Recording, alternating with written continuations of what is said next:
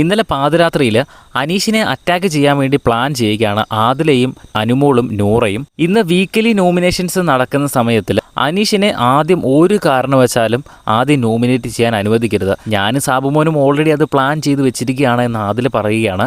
അതായത് വീക്കിലി നോമിനേഷൻസിൽ ആദ്യം തന്നെ എല്ലാ തവണയും നോമിനേറ്റ് ചെയ്യാൻ വാശി പിടിക്കുന്നത് അനീഷാണ്. ആ ഒരു സോഫയുടെ സൈഡിൽ നിന്ന് തുടങ്ങാനായിരിക്കും ബിഗ് ബോസ് പറയുന്നത്. എല്ലാ തവണയും സോഫയുടെ സൈഡിൽ ഇരിക്കുന്നത് അനീഷാണ്. അപ്പോൾ അതിനൊരു മാറ്റം വരുത്താനാണ് ഇവർ വീണ്ടും പ്ലാൻ ചെയ്യുന്നത്. ആദ്യം നോമിനേഷൻസിൽ ഒരു കാരണവശാലും അനീഷ് പറയരുത്. കാരണം ഈ നോമിനേഷൻസിൽ തന്നെ ആദ്യം ആരുടെ പേരാണോ പറയുന്നത് ആ ഒരു പേര് റിപ്പീറ്റ് ചെയ്ത് പറയാനുള്ള ഒരു സാധ്യതയുമുണ്ട്. അതുകൊണ്ട് അനീഷ് ആദ്യം ഒരു പേര് പറയുകയാണെങ്കിൽ ആ പേര് പറഞ്ഞ ആൾ ചിലപ്പോൾ നോമിനേഷനിൽ വരാനുള്ള സാധ്യത വളരെ കൂടുതലാണ്. അപ്പോൾ ആദ്യം അനീഷിനെ എന്തായാലും നോമിനേറ്റ് ചെയ്യാൻ അനുവദിക്കരുത് എന്ന് ഓൾറെഡി സാബുമാനും ഞാനും പ്ലാൻ ചെയ്ത് വെച്ചിട്ടുണ്ട് എന്ന് ആദില പറയുന്നുണ്ട്.